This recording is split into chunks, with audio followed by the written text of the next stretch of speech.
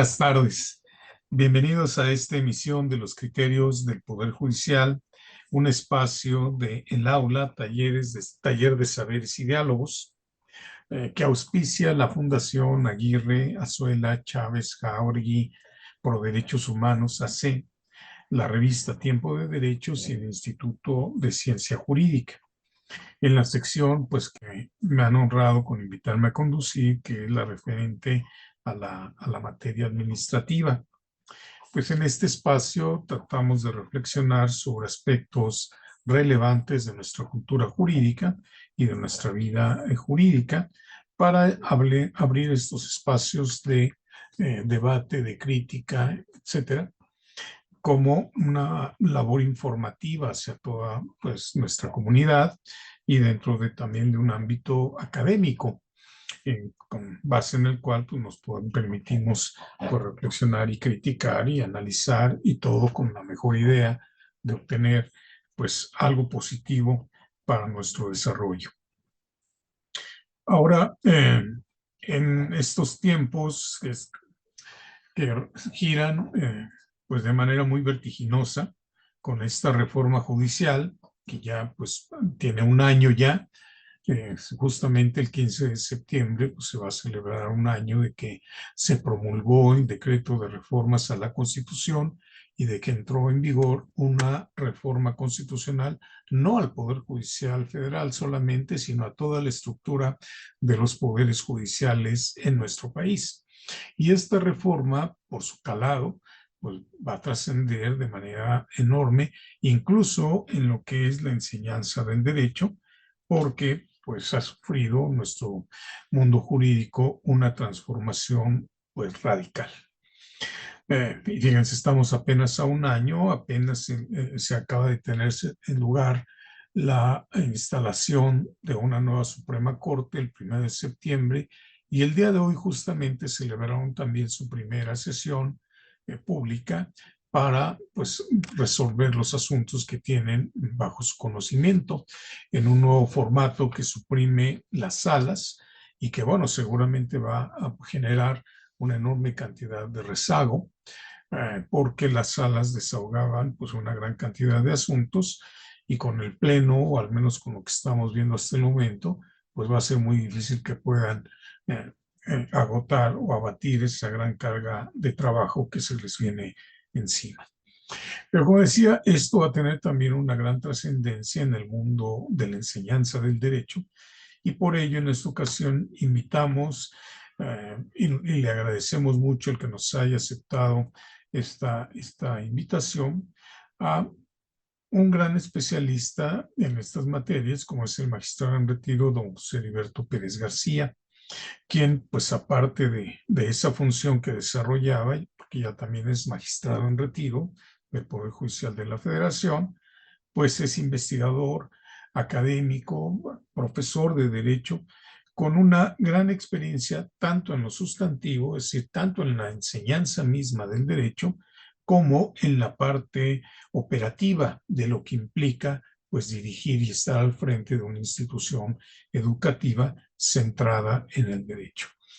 Porque pues dirige una escuela de excelencia jurídica en la ciudad de Monterrey. Pues muchas gracias, señor magistrado Heriberto, por aceptarnos esta invitación. Te lo apreciamos mucho. Bienvenido. Me siento muy honrado y el agradecido soy yo, en serio. Muchas gracias. Te lo apreciamos infinitamente. Bueno, pues el magistrado José Heriberto Pérez García, déjenme platicarles, es licenciado en Derecho por la Facultad de Derecho y Ciencias Sociales de la Universidad Autónoma de Tamaulipas, donde se graduó con mención honorífica. Entre sus estudios de posgrado destacan la especialización en amparo, la especialización judicial por el Instituto de la Judicatura Federal, esa especialización de la que duraba un año con rigurosos exámenes, no de 5 días como ahora se tiene, especialidad en Administración de Justicia, tanto en juzgado de distrito como especialidad en Administración en tribunales de circuito. Tiene maestría en Derecho Penal, graduado con mención honorífica, y pues está elaborando ya su trabajo, su tesis doctoral, para obtener el grado correspondiente. Asimismo, se ha certificado como juez especializado en justicia federal para adolescentes, es también especializado en extinción de dominio, es capacitador del sistema de justicia penal acusatorio, ya no le decimos del nuevo sistema de justicia penal porque ya tiene muchos años, pero también tiene estudios, hizo un diplomado en argumentación jurídica en Alicante. Ha realizado también estudios en el extranjero, capacitación sobre juicios orales en The Fletcher School de la Universidad Tufts de Boston, Massachusetts, en la capacitación de juicios orales en la Universidad Católica de Chile, en la Facultad de Derecho, en la Universidad Externado de Colombia, y también en capacitación sobre juicios orales en materia penal con el USAID, e hizo los cursos básico, intermedio y avanzado en San Juan de Puerto Rico. Ha realizado numerosos diplomados, asistido a cursos, seminarios, congresos y ha dictado innumerables conferencias en diversas instituciones educativas. Su último cargo, antes de retirarse, pues lo tuvo como magistrado en el primer tribunal colegiado en materia penal del Cuarto Circuito con sede en Monterrey, Nuevo León, y es actualmente rector del Instituto de Estudios Superiores Prónesis, como digo que es una escuela de excelencia académica en el norte del país. Pero algo que no está en esta pues apretada síntesis, pues es que también se desempeñó como secretario de juzgado, de tribunal, secretario de estudio y cuenta en la corte, fue juez penal y de esos jueces que conocían casos verdaderamente relevantes y de mucho peligro, en donde tuvo una gran participación y bueno, pues siempre ejerció su función con mucho profesionalismo que siempre lo ha caracterizado. Por ello, con todo este pues, bagaje, con toda esta experiencia, como pueden ustedes advertir de su hoja de vida, le invitamos a platicar pues, sobre estos temas de la enseñanza del derecho. Y aquí, bueno, pues sí tendríamos que entrar en esta materia, porque hoy día, fuera de que podamos ver y se haya criticado y está muy focalizada la atención de las personas en las ceremonias o ritos que han llevado a cabo los ministros de la Corte, para acceder a su cargo. El 1 de septiembre, pues fueron a unas ceremonias en donde, bueno, pues, quemaron incienso. Algunas personas que dicen ser de comunidades indígenas, pues les dieron su visto bueno, les hicieron sus limpias, les entregaron su bastón de mando. Y entonces, pues ahí esa parte ha sido muy criticada. Hay que recordar, siendo también justos, que la impartición de justicia en otro tipo de culturas y en otros momentos siempre dependía también o se invocaba la divinidad para impartir justicia. Culturas tan antiguas como la Sumeria, los acadios, los babilonios, pues por ejemplo invocaban a sus divinidades como Anu o Enlil, y el código de Hammurabi se elaboró pues siguiendo según instrucciones por mandato de Shamash. Los egipcios invocaban a Mat, esta diosa que representaba pues la justicia. Los griegos pues también tenían sus juramentos a Zeus o a Apolo o a Temis como parte de esta labor de impartir justicia o de dictar sentencias. Los romanos pues tenían sus juramentos a Júpiter. En Mesoamérica, bueno, pues los mexicas pues sí hacían también una función de venerar, por ejemplo, a Tezcatlipoca, no a Quetzalcóatl, sino a Tezcatlipoca, porque era el que estaba la deidad ligada al orden social. Y bueno, sí se tienen todas estas funciones, pero, como dice mi querido amigo don Heriberto, pero resulta que nosotros tenemos pues una disposición muy clara en el artículo 40 constitucional que nos dice que, bueno, tenemos una república laica.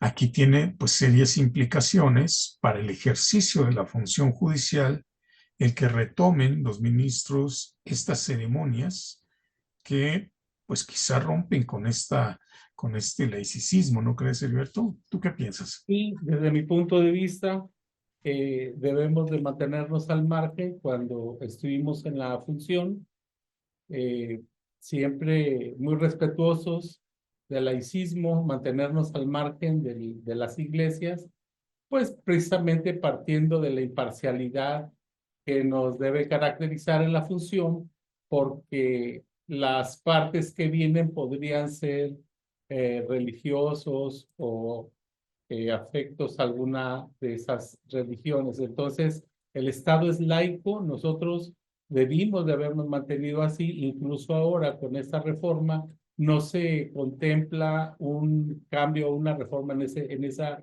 disposición constitucional, es decir, está totalmente vigente y debimos de respetarla.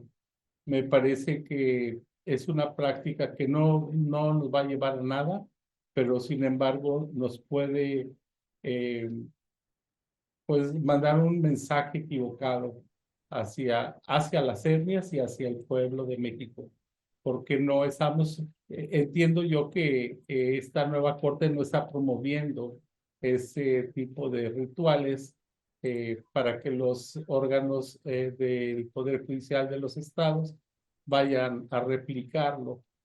Sin embargo, hay que cuidar todos esos detalles para que no se malinterpreten. Sí, y además tienen hasta contenidos ya que pueden ponerlos en franco impedimento, ¿no? Porque incluso, y es lo que ha provocado también muchas burlas, y nosotros lo decimos con mucho respeto para las comunidades indígenas que ven y que creen y que sienten, por ejemplo, en los bastones de mando. Pero incluso cambiar el logotipo de la corte para ponerle un bastón de mando tiene una seria implicación porque si ellos reciben un bastón de mando postrándose ante quienes se los otorgan, pues está implicando también un sometimiento, cuando la esencia del juez pues es ser imparcial. Y ahora representa que la balanza se está inclinando hacia lo que son comunidades indígenas, Sí. pero no todas las comunidades indígenas son tales o son verdaderas o lo son en los términos estrictamente constitucionales, porque pues, nuestra constitución habla de comunidades indígenas como las existentes antes de la colonia, así lo llama, precoloniales. Entonces, ¿crees que se puede surtir una suerte de impedimentos con todas estas modas que están adoptando los ministros? Bueno, sí, sí, en un momento dado sí, precisamente por eso comentaba que los mensajes que se están mandando son equivocados, porque hay cierta declinación hacia estos rituales y hacia a esas etnias que pudieran mandar un mensaje de parcialidad en una problemática concreta donde estén en juego pues intereses de estos grupos y de un particular. Entonces sí estoy convencido de que puede haber un problema de esa naturaleza. Sí, muchas gracias. Y bueno, ya llevándole esto al tema de la educación del derecho, tenemos que ver que esta reforma constitucional pues tuvo un gran efecto, pues vamos a resentir estas consecuencias porque suprimió la carrera judicial para lo que es jueces y magistrados. Y pues terminó con una tendencia de 30 años, en un avance que habíamos tenido en 30 años, porque se había mucha queja de que los jueces y magistrados eran designados por dedazo por los ministros, porque ellos los proponían y se volvían jueces o magistrados. Hubo mucha inconformidad, se hizo una gran reforma constitucional, se dijo ahora van a ser el resultado de exámenes de oposición, de concursos meritocráticos, para lograr aspirar y llegar a estos cargos, que llegaran los mejores perfiles. Pero la reforma judicial, pues suprime la carrera judicial. ¿Qué consecuencias puedes tener esto en la enseñanza del derecho desde tu perspectiva?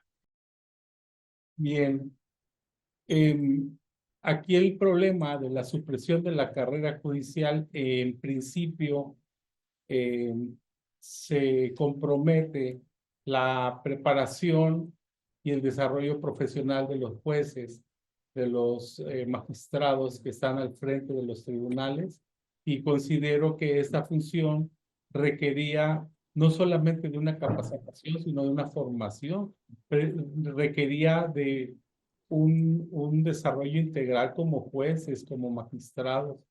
Me parece que suprimir la carrera judicial va a complicar el trabajo para estos jueces que no traen carrera, que no traen preparación, que no traen un desenvolvimiento cotidiano, esa experiencia, ese día a día que va acumulando una suerte de conocimientos empíricos y que al final de cuentas es lo que nos ayuda o nos ha ayudado siempre a resolver esas situaciones tan complejas de derecho que al final nos permiten zanjar los problemas con más facilidad, con más rapidez, porque la justicia tiene que ser rápida para que sea eficaz y sea justa. Entonces, necesitamos estar preparados porque no podemos tomarnos el tiempo para consultar o tomarnos el tiempo para prepararnos. Llegamos al puesto porque estamos preparados, se llega al puesto porque se está capacitado y entonces afrontas de inmediato la problemática concreta y tienes que resolverla. Si nosotros dejamos de lado esta carrera judicial, va a complicar el desahogo de los problemas jurídico concretos que se presentan en los tribunales desde mi punto de vista.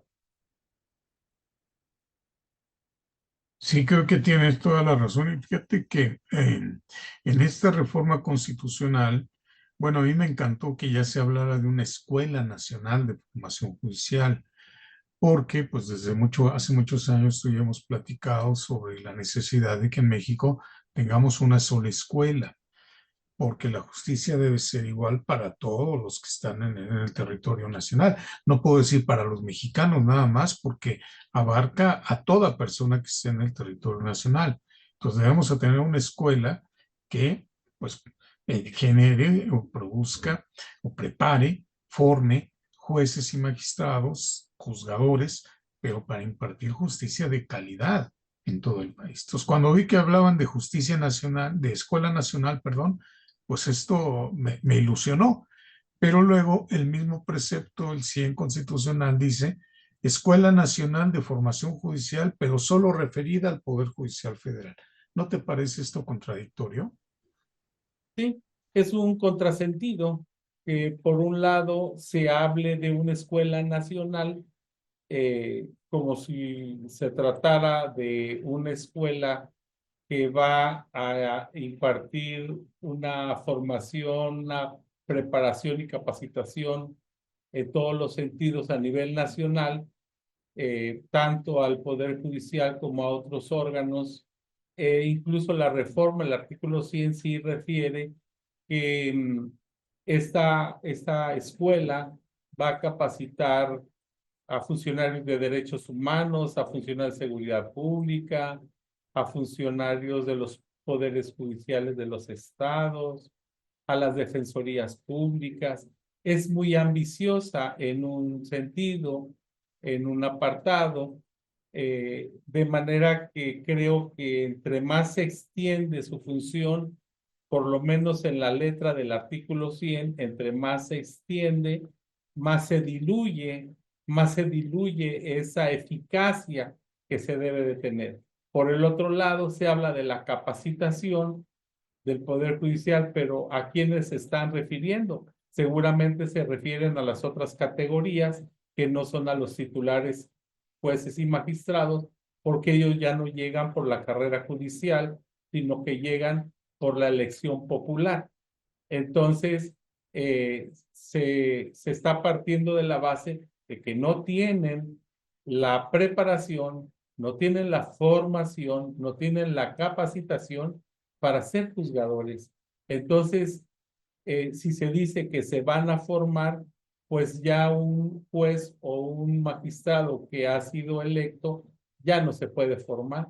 La formación implica un camino largo, eh, de mucho tiempo, en el que a la persona tienes que irla moldeando al paso del tiempo para una disciplina, sea para el deporte, sea para la ciencia, para el arte, pero tiene que tomar una serie de virtudes que se van adquiriendo a lo largo del tiempo para que llegue al final a ser un excelente juzgador, un excelente funcionario público, porque todas sus actitudes van encaminadas a ser juzgador, porque los jueces no son jueces nada más en el tribunal, tienen que conservar una conducta, un comportamiento dentro y fuera del tribunal.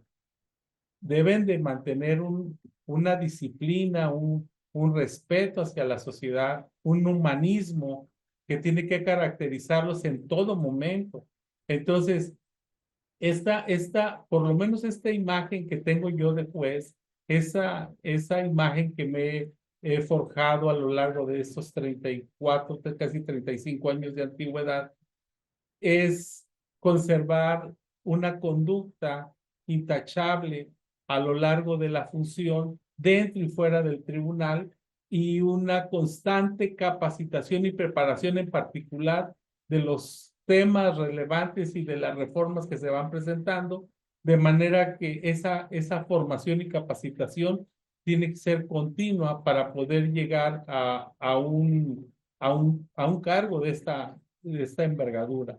En el particular, ya hay un contrasentido en la reforma porque esta capacitación no va a ser para los jueces y magistrados. Esa formación y capacitación va a ser para los subalternos, secretarios, actuarios que vayan escalando en la carrera judicial. Pero ¿qué pasa con los juzgadores que son los que toman la decisión? Ellos son los que sus decisiones van a ser las que van a impactar en la sociedad, en lo particular a los justiciables. Ellos son los que deberían de tener mayor preparación, no solo de conocimientos, sino de humanismo para resolver ese tipo de problemas. Fíjate que recuerdo, tengo el honor de conocer al magistrado José Heriberto hace muchos años, y recuerdo que cuando se empezaba a hablar de este nuevo sistema de justicia penal, eh, pues una parte que discutíamos mucho era que no era lo mismo formar que capacitar, porque decían es que con que les demos un curso de capacitación ya quedó y ya van a poder desempeñarse. Y tú en particular sostenías que no era lo mismo porque tenía que generarse un nuevo modelo de juez para que entendiera el gran cambio que se estaba gestando en lo que es tu materia, en la materia penal. ¿Sigues pensando lo mismo, que no es lo mismo capacitar, formar que capacitar? Sí, sí, y con más ahínco, porque todos estos nuevos sistemas de enjuiciamiento, tanto en materia penal como en materia civil, laboral, eh, tenemos sistemas de oralidad en donde los jueces tienen que ser formados para poder desenvolverse adecuadamente en esos sistemas. No solo prepararse en determinada disciplina. La preparación, la capacitación es un conocimiento muy restringido en el campo del conocimiento, en la epistemología, en el saber. Es solamente un área muy específica de preparación, eso es capacitarte sobre un conocimiento muy particular. La formación es un concepto mucho más amplio que va hacia el desarrollo de la persona, un desarrollo integral que mira no solo hacia su capacitación y aprendizaje de habilidades, sino va también a sus actitudes, a su comportamiento. ¿Por qué? Porque el juez oral está frente a la sociedad. No es lo mismo como el sistema tradicional resolvían los jueces o resolvíamos nosotros, porque me tocó a mí muchos años resolver en el secreto de mi privado como juez, en mi oficina particular, ahí se resolvía, ahí examinaba los autos, ahí veía proyectos, ahí fallaba, ¿no? ¿Y cómo veía las pruebas? Cuando se desahogaban y cuando era posible estar ahí y luego valorar las pruebas para poder dictar un fallo eh, al tiempo de que se había desahogado, olvidando de todos los detalles y dictabas un fallo, una sentencia. Ahora el nuevo juez está frente a la sociedad, frente al público. Hay un principio de publicidad en las audiencias que permite que los ciudadanos se acerquen a la sala de juicios, se sienten, se acomoden y vean el desfile probatorio a la par del juez.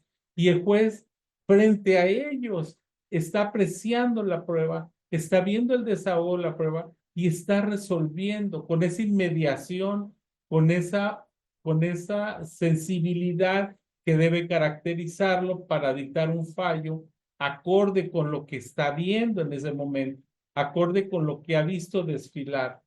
Eso requiere necesariamente de una formación, es decir, un desarrollo integral al paso del tiempo, es una formación que se va dando al paso del tiempo. No es posible de ninguna manera que de la noche a la mañana venga un juez y se plante a resolver. Eso sería tanto como querer tomar el timón de un avión en pleno vuelo y continuar el viaje sin conocimiento. No estaríamos en condiciones de hacerlo porque ni tenemos una capacidad física, ni tenemos una capacidad técnica, ni mucho menos científica para poder asumir los mandos de un avión en pleno vuelo.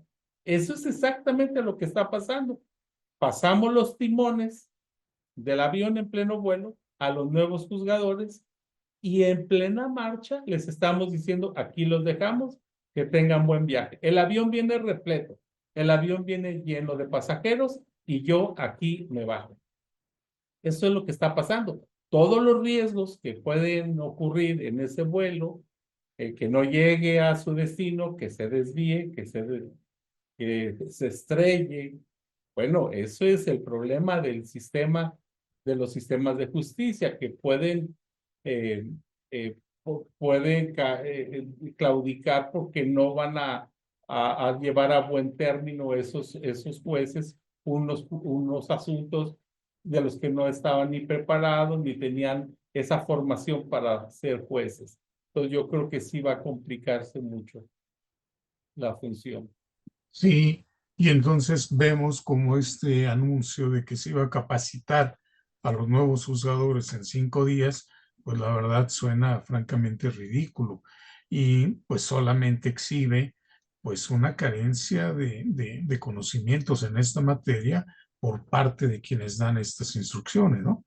En el Poder Judicial Federal y en la Escuela Nacional, pues hay un gran problema porque no tiene autonomía, depende de una comisión de carrera. Bueno, en el anterior sistema del Consejo de la Judicatura Federal, pues depende de la comisión de carrera.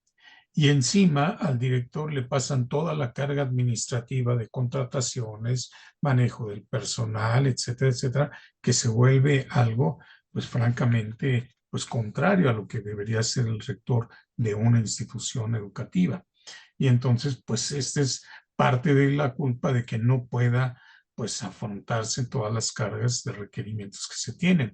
Una pregunta de nuestro apreciado auditorio, de nuestra apreciada audiencia, donde Antonio Urbina nos pregunta que si se tomará en cuenta la participación del gremio de abogados en los eventos en línea, como lo venía haciendo la Escuela de Formación Judicial.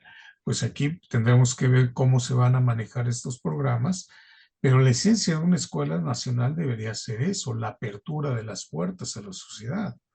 Debe de tener un carácter universal, es decir, abrir las puertas a todos y que de ahí surjan pues, los mejores perfiles, ¿no?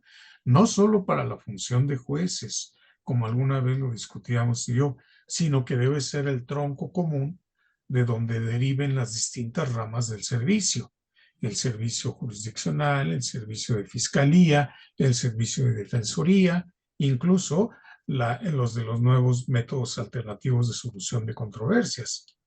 Y con eso podríamos tener pues una mejor justicia de calidad en todos los órdenes, porque si solo atendemos una pequeña parte del problema, pues esto nunca va a remediarse ni avanzar, ¿no?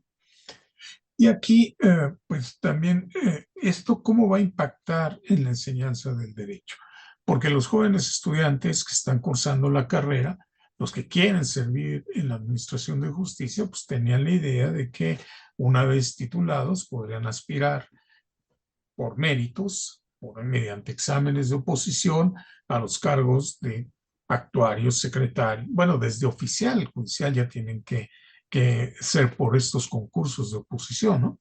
Entonces tenían que llegar como oficial, como actuario, secretario, etcétera, y de ahí poder concursar para en un momento ser juez de distrito y después otro concurso para ser magistrado de circuito. Con esta reforma, esto se rompe, porque entonces, si yo soy un estudiante de derecho, pues ya no tengo que prepararme para eso, tengo que prepararme para una elección. ¿Tú qué piensas que pueda representar como consecuencias en la enseñanza del derecho en las escuelas?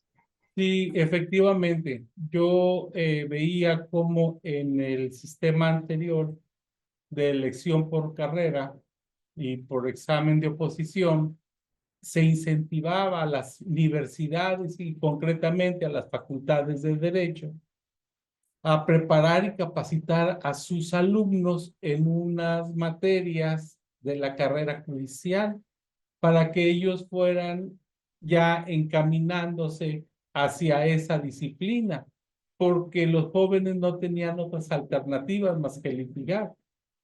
Entonces se les daba la oportunidad de irse preparando dentro de la carrera judicial, primero con una preparación más genérica dentro de la propia carrera de derecho, irlos ya preparando para que eventualmente, si era su deseo, pues entrar a lo que era el Instituto de la Judicatura y entrar a los cursos de capacitación y empezar a incursionar en la carrera judicial. Yo creo que eso se desensibiliza porque el problema es que estos jóvenes ya no van a aspirar a la capacitación, sino a la preparación de elección popular. Van a buscar la manera de obtener el voto. ¿Cómo? Pues como se pueda, como se proponga. Y si ellos tienen la aspiración de ser jueces, lo que menos les va a interesar es su capacitación. Ya la enseñanza del derecho pasa a ser un segundo término. Aquí lo más relevante va a ser cómo obtengo votos, cuál es la forma para conseguir esos votos y poder aspirar a esa posición. Entonces, a mí me parece que sí está impactando en la enseñanza del derecho toda esta reforma. Y a los jóvenes, pues, oficiales, secretarios, actuarios, que han empleado mucho tiempo, han invertido muchísimos años en estudio, en preparación, no solo su práctica diaria, sino además el estudio y la preparación para poder alcanzar los mejores niveles y participar pues con un mejor resultado en los exámenes de oposición, ¿no? ¿A ellos se les frustra también esta carrera? Sí, efectivamente, tenemos en la actualidad eh, grandes ejemplos. Uno es precisamente el que planteas, en el sentido de que esos actuarios y secretarios que se han estado preparando por mucho tiempo para aspirar a la carrera judicial y ser un día jueces, se les frustra esa aspiración porque ya no va a ser posible que lleguen por conocimientos ni por oposición a un puesto de esa categoría. Pero también se ha afectado terriblemente a los jueces que ya llegaron a la posición, que llegaron a ser jueces después de 20 años de carrera judicial, de formación, y de repente o repentinamente viene una reforma que prácticamente los desemplea. Y entonces tenemos a una persona que no solo se estaba preparando, sino que logró demostrar su capacidad, su formación, sus habilidades. Ya lo logró, ya llegó, apenas está cursando esa etapa inicial y viene el desempleo, viene el cese fulminante para que dejen atrás todo lo que lograron aprender y todo lo que era su plan de vida prácticamente. Y aquí fíjate que cuando arrancó la carrera judicial, en el Poder Judicial de la Federación, dentro de todo el universo de los profesionistas que ahí había, el nivel de personal con maestría o doctorado pues era muy pequeño, no Ujú. llegaba ni al 2% de personal que tenía estudios de posgrado y ya pues título de maestro o de doctor. Después de la reforma, 30 años, se recompone todo esto. Y entonces algunos análisis marcan que hay un 67% de este personal profesional que ya tiene estudios de maestría o de doctorado.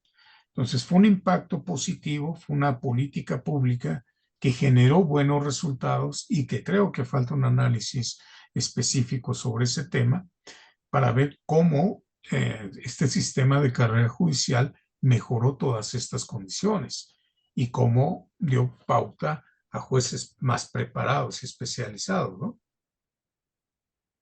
Sí, efectivamente, en ese sentido, los jueces, los magistrados, los secretarios eh, empezaron a capacitarse, a prepararse con maestrías y doctorados, con estudios de posgrado, porque ellos querían estar más preparados, tener más facilidad para acceder al cargo de jueces. Y entonces lo que estaba funcionando en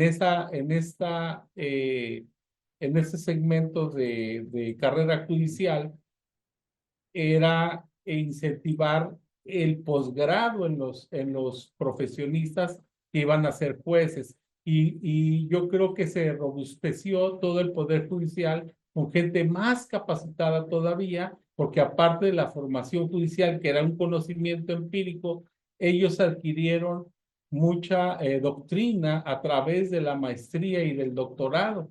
Sin embargo, ahora podría operar en contrario, porque esto ya no es exactamente lo que se necesita para llegar a ocupar estos cargos, para llegar a desahogar estas funciones, sino ya pasa a un segundo término, su preparación y capacitación se podría desincentivar este tipo de funciones.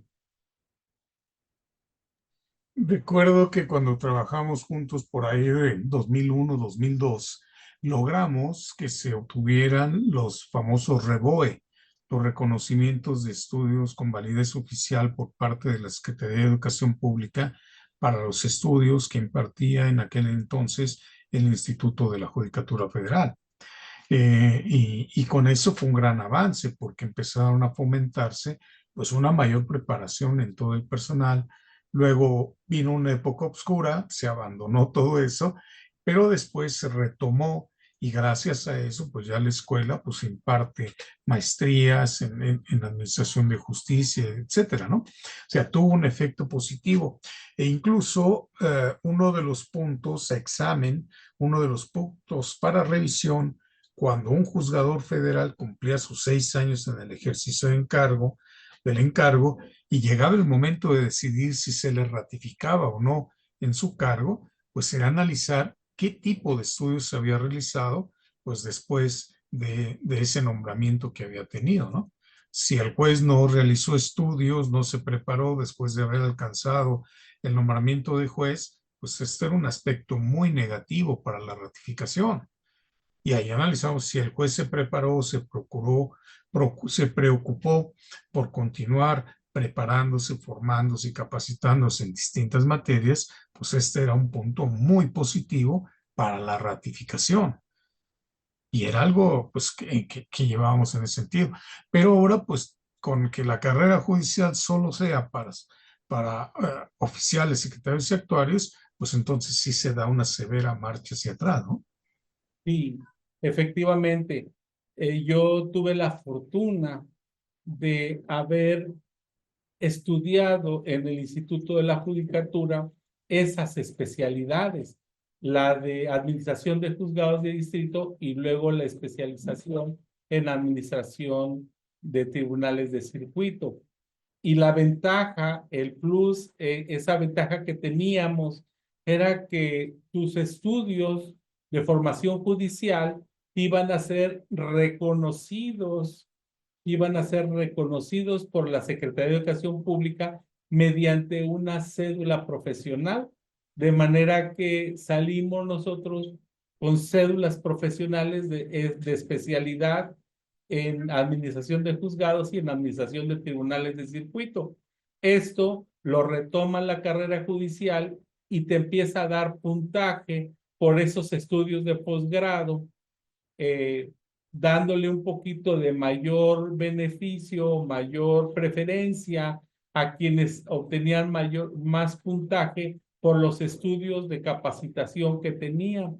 Entonces, de esta manera era un ganar-ganar, porque tú te preparabas para aprender y para ascender en la carrera judicial con, con la finalidad de obtener más puntaje, y el Poder Judicial ganaba porque sus jueces, sus magistrados estaban más capacitados, y eso definitivamente redundaría en la sociedad. Esto iba a redundar, y eso fue lo que pasó. Redundó en el servicio de justicia y de administración de justicia, y redundó en favor de la sociedad. Tenemos una pregunta muy interesante. Dice, me preocupa que la falta de formación judicial de calidad no solo impacta las sentencias, sino también afecta directamente la confianza ciudadana en la justicia.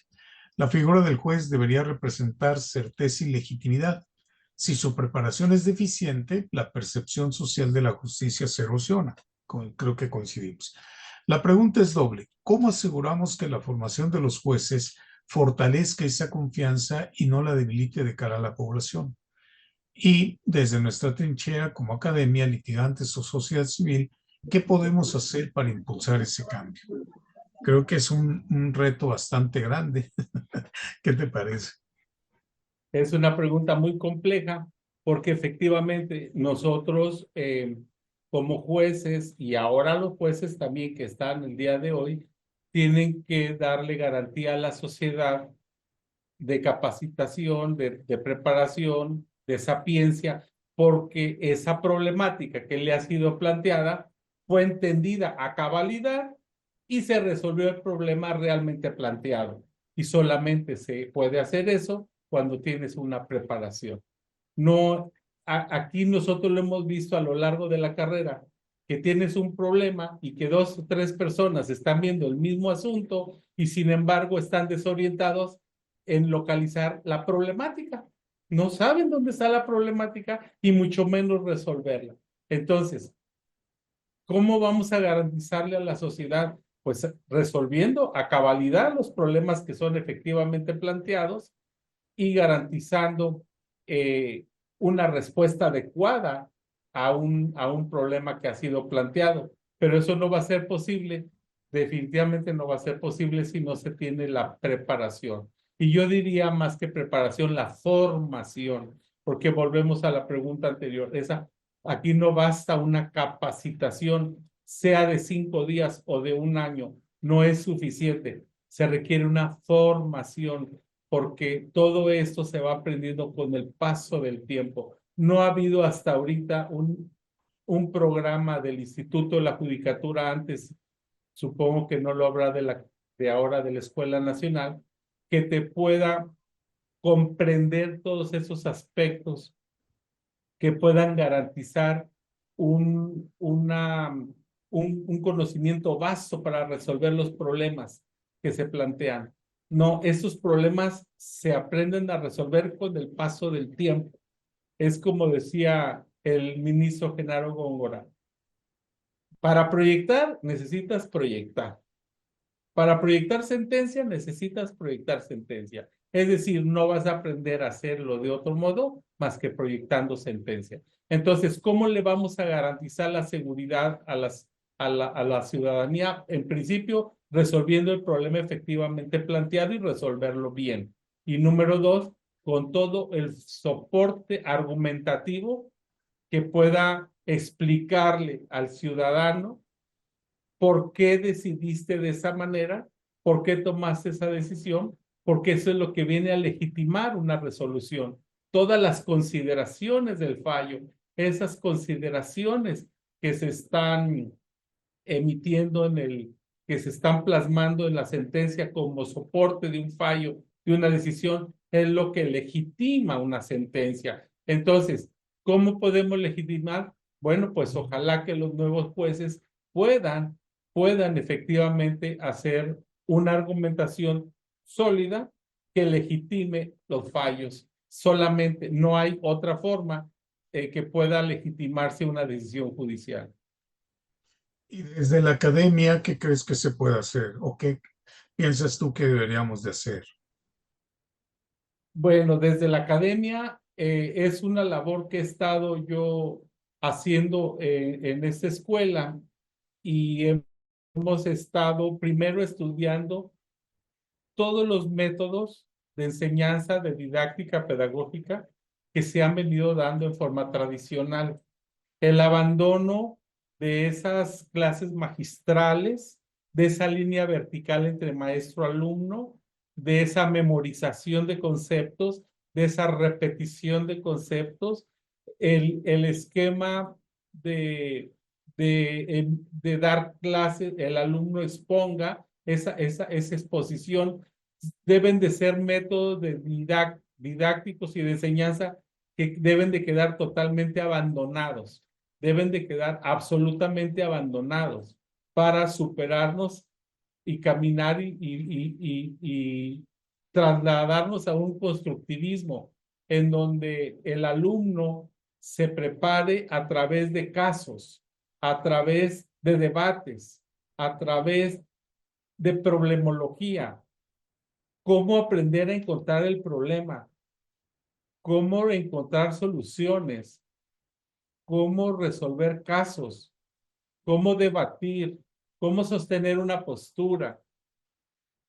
Eh, el pensamiento crítico también es otra disciplina que tendría que jugar un papel importante en el nuevo examen, en el nuevo diseño curricular de estos funcionarios judiciales. Tenemos que abandonar totalmente esas viejas prácticas que siguen lamentablemente permeando en la actualidad, siguen permeando esa clase magistral, repetición de conceptos, incluso los exámenes de memorización no nos llevan a nada. Necesitamos enseñarle a los alumnos a razonar problemas y soluciones, a encontrar problemas, a hacer una patología de la problemática jurídica para poder encontrar soluciones. Necesitamos eh, utilizar la tecnología. Necesitamos aprender a utilizar la tecnología para esos nuevos esquemas.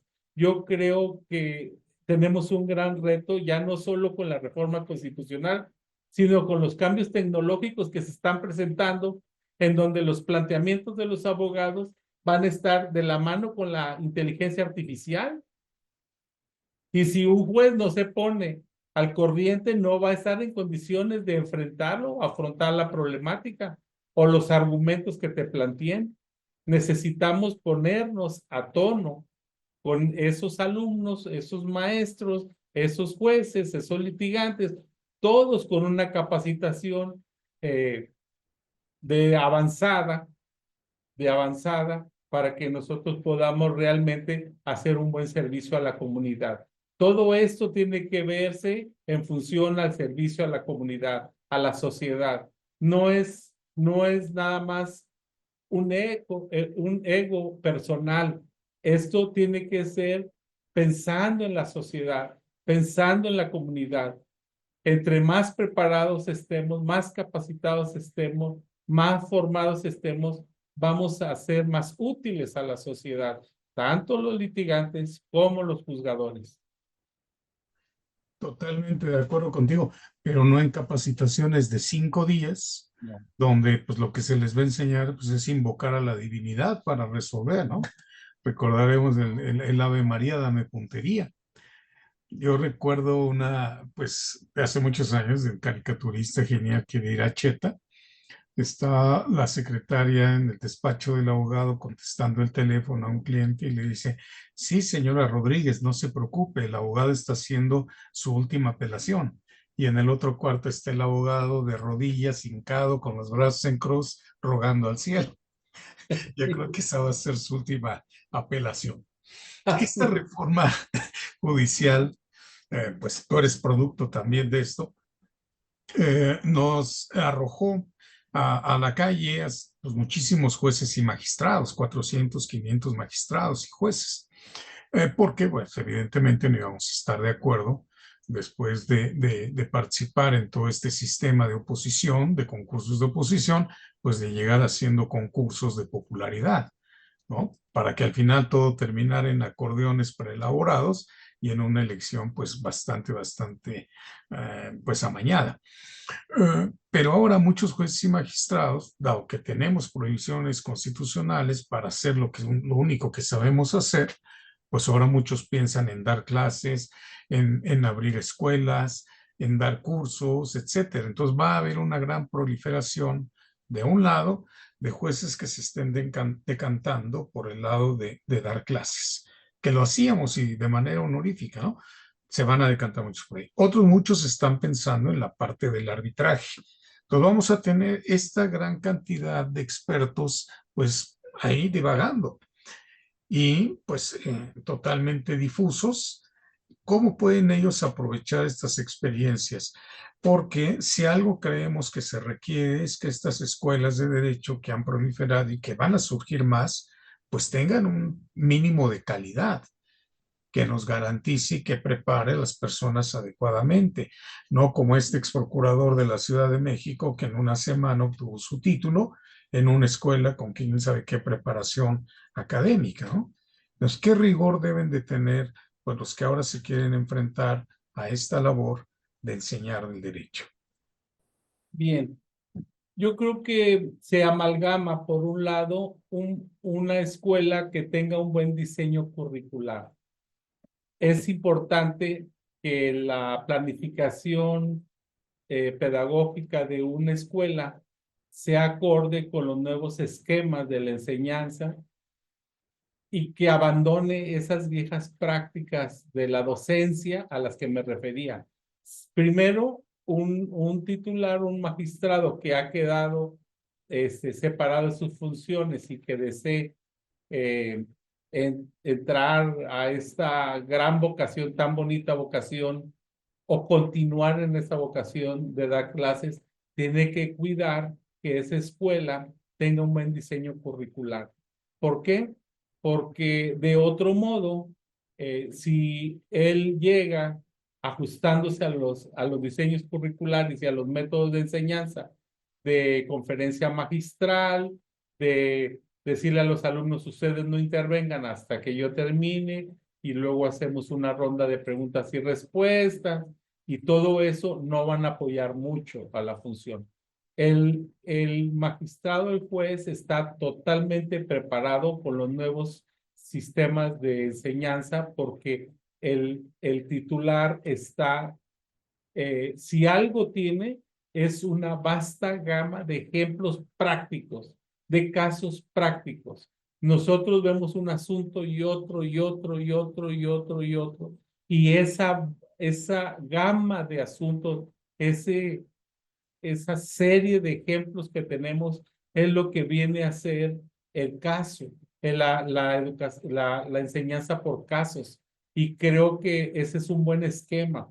Si nosotros llegamos al aula planteando un caso y luego proponiendo que se debata una solución, proponiendo al alumno que vea el problema, que lo comprenda, que localice la problemática y que que haga una propuesta de solución, y con el apoyo del maestro ir afinando una solución hasta llegar a una solución más acorde, yo creo que haría mucho. Y si un titular que trae todo este bagaje se ajusta a estos nuevos esquemas de enseñanza del derecho, creo que sería de mucha utilidad en las escuelas de derecho.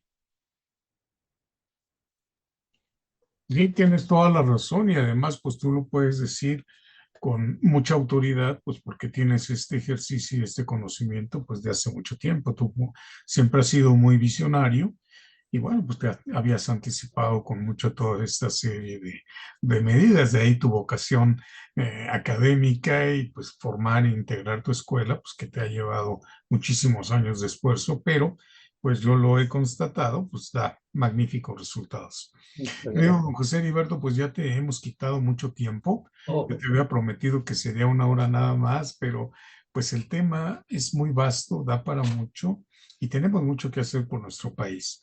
Yo nada más quisiera, pues, de las preguntas que te han formulado, bueno, creo que ya te has referido a ellas y solo quisiera, pues, cederle la voz a nuestros queridos anfitriones para ver si ellos quieren hacer algún planteamiento, como sí, claro. regularmente lo hacen, porque pues son temas, pues, bastante interesantes. Muchísimas gracias, magistrado. Muchísimas felicidades a ambos por esta extraordinaria plática. Gracias. Pues nos da un poco de nostalgia escuchar todo lo que se había construido, sobre todo en temas de capacitación y de formación, y que pues ahora se ha ido pues al olvido.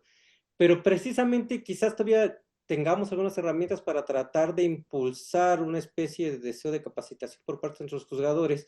Y escuchándolos hablar no podía evitar pensar, y sobre todo aprovechando su experiencia, y viendo ya los videos que hemos visto de algunas audiencias que han empezado a circular el día de hoy, pensaba yo como justiciable el pavor que nos da caer en manos de una persona que no tiene la debida capacitación. ¿En qué momento podríamos hablar de una notoria experiencia y hacer válido este reglamento que existía de la Comisión de Disciplina de que una persona tiene que ser separada de su encargo por una notoria incompetencia? ¿Creen ustedes que bastaría con un solo caso cuando un juez decide, bueno, como no están las partes, pues declaramos, absolvemos a la parte demandada y vámonos para adelante? Eso, ese caso tan dramático podría configurar una notoria incompetencia y entonces solicitar la remoción del cargo de la persona, y más allá, podría dar lugar a la responsabilidad civil, el pago de daños para el justiciable que fue víctima de una persona que no tiene el más mínimo conocimiento de las reglas procesales. Gracias. Bueno, yo voy a cometer el enorme error de meterme al terreno de mi querido amigo Juan Carlos Currazo, que es quien maneja el tema de responsabilidades y el tema de derecho administrativo. Pero yo te puedo decir humildemente que la ley no distingue, es un solo caso, nada más dice actuar por notoria ineptitud. No dice que actúes 2 veces o 3 veces, o llegado 5 casos de notoria ineptitud, se surte la hipótesis. No, entiendo yo que el derecho administrativo sancionador se parece al derecho penal en cuanto a la tipicidad de las causas, de manera que si en un solo caso, desde mi punto de vista, se incurre en notoria ineptitud, estarían incurriendo en una causa de responsabilidad administrativa. Eso es por el tema de responsabilidad administrativa. Por el tema de responsabilidad civil, pues esa queda la vía totalmente expedita para que también se promueva. Pero lo que yo te puedo decir de la materia penal es que en materia penal no puedes llegar sin saber, sin dominar los términos, sin conocer todo el procedimiento, porque en materia penal muchos de los errores es responsabilidad penal. Ese es el problema. En materia penal, muchos de los errores, eh, no resolver una orden de aprehensión en tiempo, un término constitucional, todo puede hacerte incurrir en delito al titular. En la materia penal eso es lo peligroso y lo complicado, de que hay una responsabilidad penal, además de la civil y de la administrativa. Ese es el tema. Y totalmente de acuerdo. Y lo digo en términos pues chuscos, no recuerdo al autor porque lo vi en una red social y el crédito para quien le corresponda dice, antes como litigantes exigíamos en una audiencia pues que estuviera el juez. Dice, ahora como litigantes vamos a exigir que en la audiencia esté el secretario. Bueno, nuestro querido doctor Rafael Estrada Michel, le agradecemos también mucho que nos levanta la mano. Lo escuchamos con todo gusto, mi querido don Rafael. Sí, magistrado, muchísimas gracias. Simplemente quería yo expresar que no había yo pensado en lo que ha dicho don Heriberto al final de su estupenda exposición, que es que hay todo un repositorio de casos a disposición de personas que probablemente ocupen cargos docentes muy pronto y que quizá eso pueda implicar que en ciertas materias como el juicio de amparo o los derechos procesales, pues por fin podamos avanzar a eso que se ha hablado tanto de la formación jurídica casuística, ¿no? Del método del caso. Así es que bueno, pues algo bueno tenía que traer esta malhadada reforma. En una de esas está ese avance que tantos esperábamos durante tantos años. Y mis felicitaciones, ha sido Gracias, un maestro. programa de excelencia que nos ha abierto muchas perspectivas. Gracias. Muchísimas gracias, don Rafael.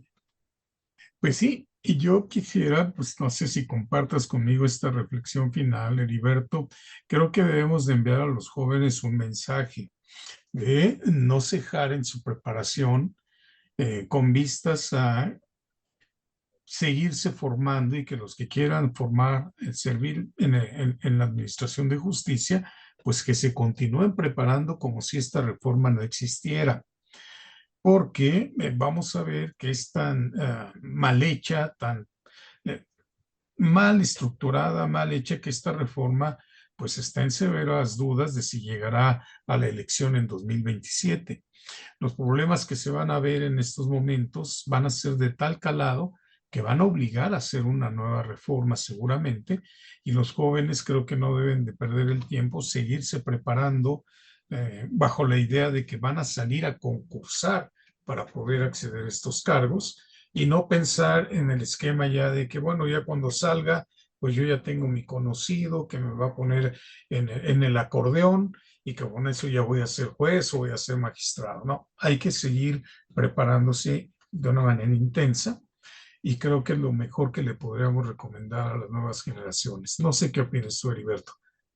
Coincido plena y absolutamente, como siempre, mi querido Juan Carlos, en Pero, la conclusión, pero no hay pero. Yo creo que los alumnos, los jóvenes, no se deben desanimar, deben de seguir estudiando, deben aspirar a la carrera judicial, están obligados a seguirse preparando, porque al final de cuentas esa es una responsabilidad propia de cada uno, es una vocación que debemos de seguir cada uno de nosotros.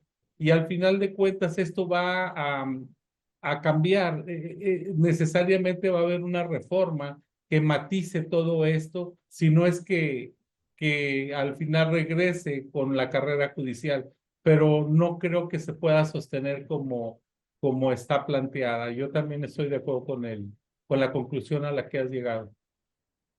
mira, Heriberto, pues como decía don Juan Díaz Romero en el Pleno de la Suprema Corte, cuando le elogiaban un proyecto, pues él decía, miren, tomo esos elogios, se los agradezco mucho, los pongo en una cajita de regalo y se los entrego a mi secretaria, que en muchos casos era la magistrada Diana Campuzano, por supuesto.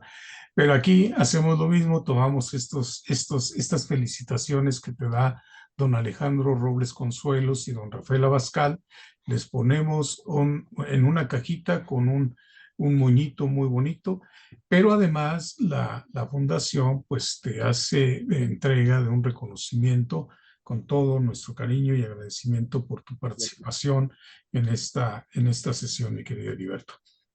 Muchas Aquí lo gracias, vamos amigo. Muchas a gracias. tener en pantalla y pues se te va a hacer llegar. Ok, qué lindo. Muchas gracias. ¿Eh?